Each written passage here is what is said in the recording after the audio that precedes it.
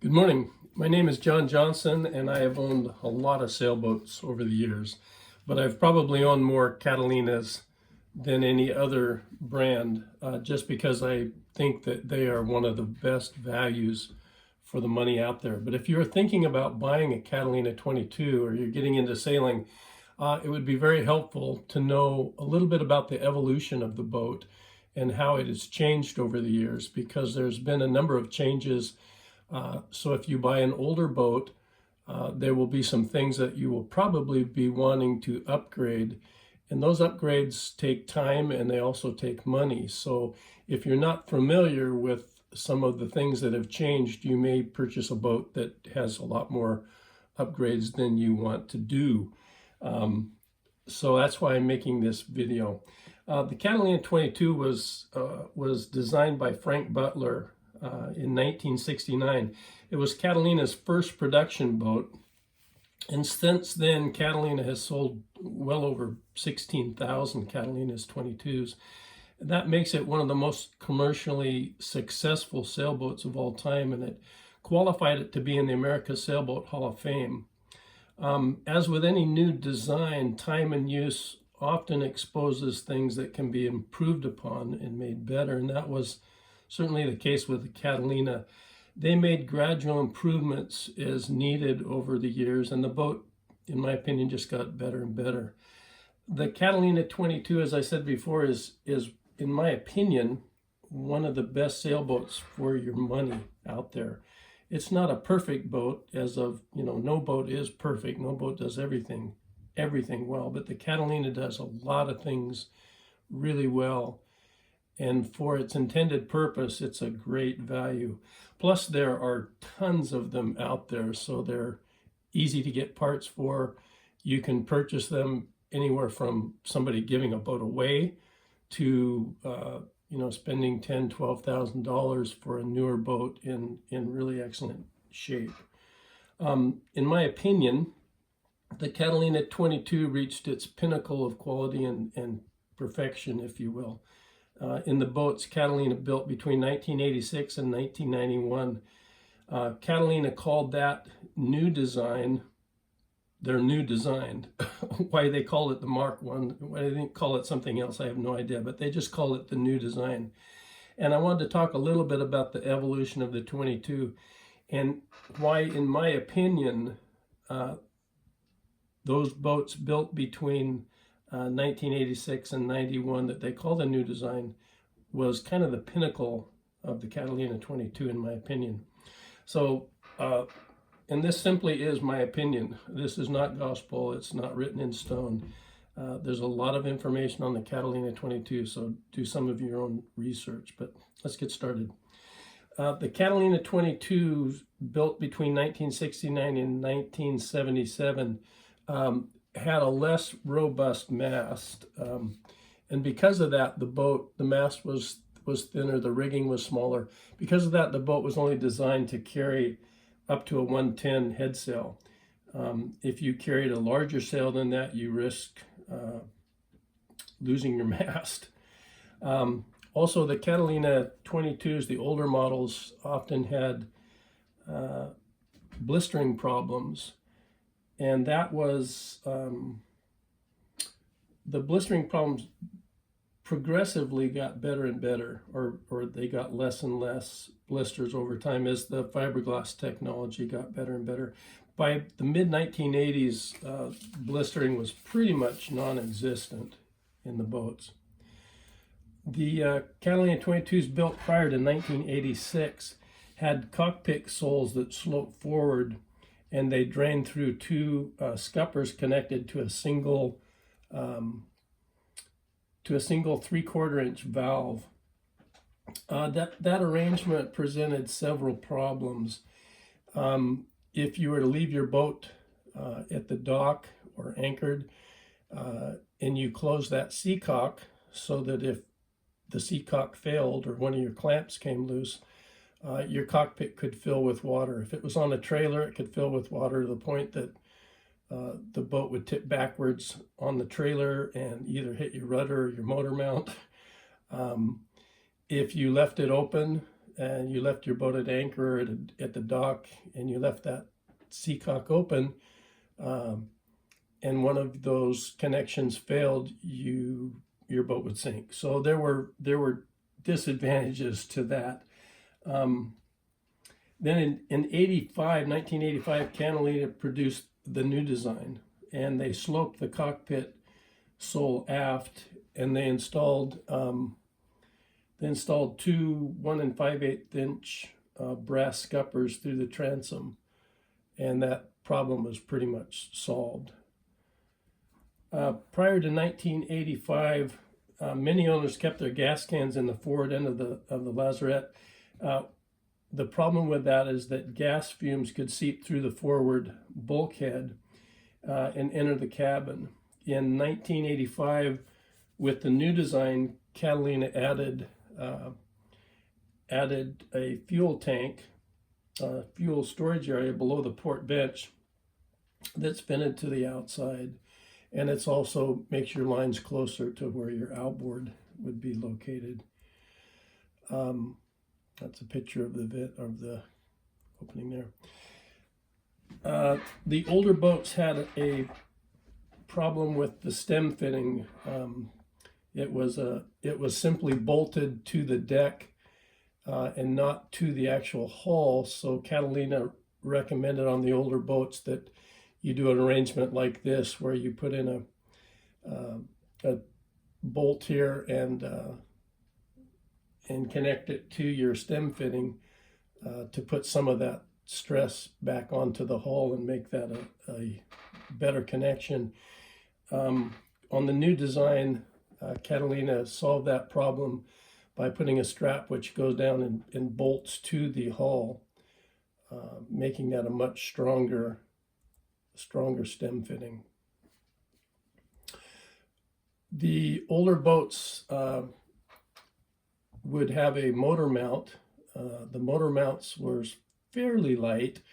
There weren't any springs on it, so it was just brute force where you lift it. And they had a wooden motor mount board on there, which would have a tendency to delaminate in things over time. You can get a plastic board to replace that, a motor mount board. But there's also some other things with the new design. Again, Catalina beefed up their motor mount, made it heavier, put a stainless steel backing plate and a plastic motor mount board, and added springs. You can get as many as 3 springs on this, so that it's very, very easily to lift up to like a 90-pound outboard motor. Some of the gate valves in the boats before 1986, most of the boats had older garden variety gate valves and not proper seacocks.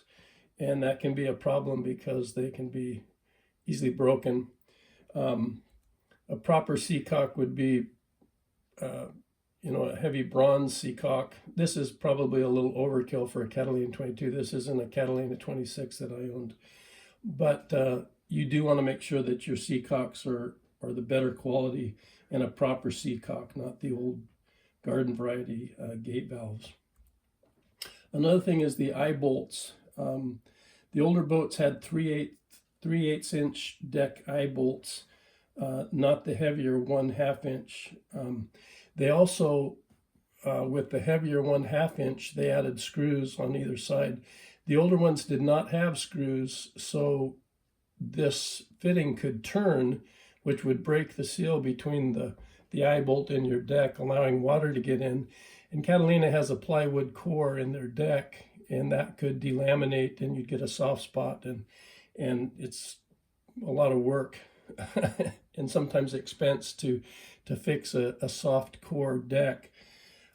So this helped solve that problem.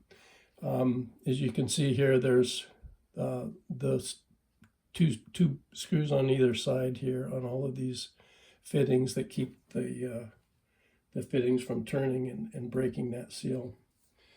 The older boats had a 3/8 inch Pinnacle and gudgeon. The new design had a 1/2 inch. That's actually a 1/2 inch there, but the newer boats were 3/8. The newer boats have a 1/2 inch stainless steel pinions and gudgeons, and they have a Durlon bushing so that they move real easier. They also, there's a new design, that's also an upgraded tiller. You can see the scuppers here in the back. They also beefed up the tiller bracket. It's a heavier tiller bracket. This is important. The older boats, some of them had aluminum spreader castings, and those castings could fail without warning, which is not a good thing. The new design had a stainless steel spreader bracket, but they were they came with a single bolt that went through the mast, and these were originally 2 screws. And what would happen is those screws would work a little bit, and then they would pop out and allow this fitting to turn. And that would leave only just the one single bolt to hold your mast up. So if you take what I did on the boat that I own is I drilled just a slightly larger hole where those screw holes were, and ran 2 stainless steel bolts through, so that now there are 3 bolts supporting that spreader and holding that mast up. That's another picture there. Here are the newer bolts, and that's it. The older boats had turnbuckles that were closed, so it was hard to see how much thread you had on your shrouds. The newer boats have open turnbuckles.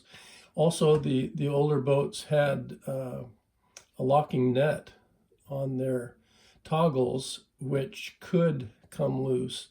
They eventually solved that problem by going to a welded T-bolt and toggle arrangement, and that solved that problem. This is what the newer design boat has as far as turnbuckles and things go. The new design also has the halyards led aft through these turning blocks on both sides back to the cockpit, which makes it a lot more convenient. There's your turning block. The new design also, they incorporated, the original boats had no anchor well. The new design incorporated an anchor well in the bow of the boat, you can see there, which makes it just much more easier to anchor your boat. If you're a sailor or if you're a racer, that's not a big deal, but if you do a lot of cruising like I do, the anchor well up in the bow of the boat is a huge improvement. The older boats either had no hatch or they had a hatch that was built into the foredeck. They were fiberglass. They were difficult to keep sealed because you'd get waves over the bow. Plus it obstructed you didn't want to stand on those or step on those. So there was much less room on the bow of the boat to work your sails and things. With the new design, Catalina went to originally a heavy fiberglass hatch, moved to the front of the cabin, and then eventually to a plexiglass and aluminum hatch, moved to the front of the cabin, which is great for if you're sleeping in the boat. You're right underneath you're right above, the hatch is right above the forward bunk, so it makes it really nice to pop your head out in the middle of the night and see whether you're dragging anchor or not. See if you're in the same place that you were. Most of the Catalina 22s out there came with a swing keel. There are advantages and disadvantages to the swing keel. There's actually three keel configurations that Catalina designed into their boats. One was the swing keel, which is by far the most common. The problem with that is, especially if you're in salt water, is it's iron. It has a tendency to rust and build up barnacles and things on it. So as you raise it up into the well, it will scrape and do some damage. So it's a great keel for performance, but it requires a lot more maintenance. Also, there's a kit that Catalina sells that will shim your rudder to keep it from knocking. I was on my brother's boat last year, and we went to go to bed, and the boat was in an area where it was rocking, and the keel would slam back and forth all night long, keeping us awake. So the shim kit is something that on the older boat you'd want to incorporate into your keel if you plan on sleeping on your boat at night. There's just a lot more work and maintenance required in the swing keel. Then Catalina came out with a fin keel, which for performance is great. It was a really good keel. Outperformed the other three, but it draws more. And your trailer, it sits higher on the trailer, so you need to have deeper water to launch it. So it just makes it a little more complicated. In my opinion, at least for what I'm doing, Catalina's wing keel that they came out with is, at least for somebody that's going to be cruising, a really great keel, because it only draws 2.5 feet. So it's easy to launch the boat. And it's almost maintenance free. You just keep it painted and you're good to go. The older boats had no railings in the back. The newer boats, or the new design, had a railing similar to this that has your traveler here, which was an improvement. The Catalina, this is kind of off the thing, but Catalina has to tighten their backstay, a very complicated, in my opinion, arrangement that puts a lot of extra parts in the system. Your backstays and things, your shrouds are only as strong as your weakest link. And in my opinion, there's just too many links in that system. What I did on my boat was I installed 2 backstays, because I do a lot of sailing in really heavy winds in the Columbia Gorge, and I wanted those backstays to be really robust. If I do want to tighten the headstay, I simply put a piece of paracord around here with a pressing knot and run it through here 2 or 3 times back and forth, and I can pull those 2 shrouds together and tighten that headstay very easily, and it doesn't cost anything other than a short piece of paracord. So it's much better. There's a lot fewer points of failure, and I feel better when I'm sailing in really heavy winds with that. The older boats had aluminum port lights, which had a tendency to leak. Actually, pretty notoriously, they can be, resealed and things, but they were a pretty big maintenance on the older boats.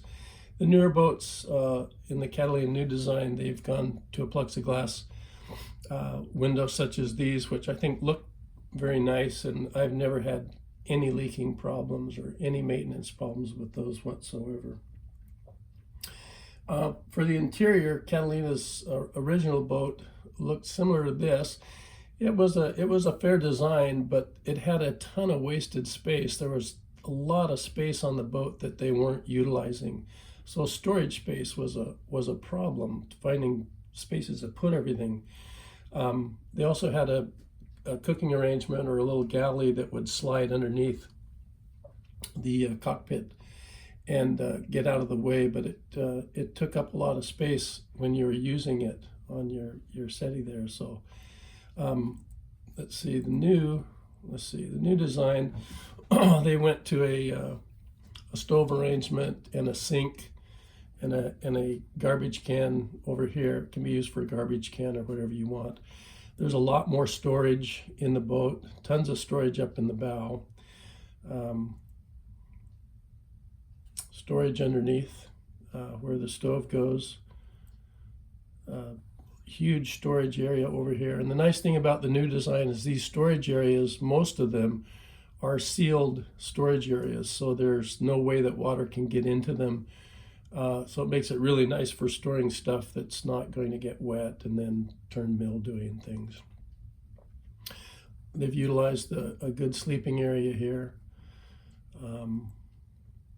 Again, more storage space. And so you've got, on this particular boat, I modified the table, which I thought was way too big, to where it opened up the boat quite a bit. This little bulkhead has been moved back to here since this picture was taken.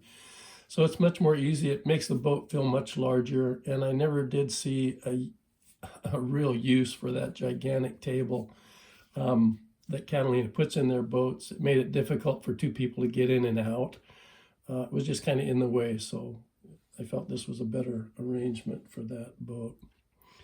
Also, the new design, what they did is they extended the cabin about 8 inches, so the cabin is a little bigger. And they probably did that by going forward. I didn't realize that until I bought a pop-top cover for this boat, this newer design boat, and I didn't know that cockpit or that cabin had been extended. So when I went to fit it on my boat, I found out that it was 8 inches short. It was in good shape, almost new, so I just had an 8-inch extension sewn into that. That's one more thing. The older boats came with very little, if any, electronics on them. They didn't have any running lights in the early boats. And then they, for a long time, had a fairly small panel. On the newer boat, they've updated a lot of the wiring and things and given you a better panel. On this particular boat, this is even more wiring and more things added to what you normally get on a Catalina 22. But the older boats had very little in the way of wiring and things on them and lights and things.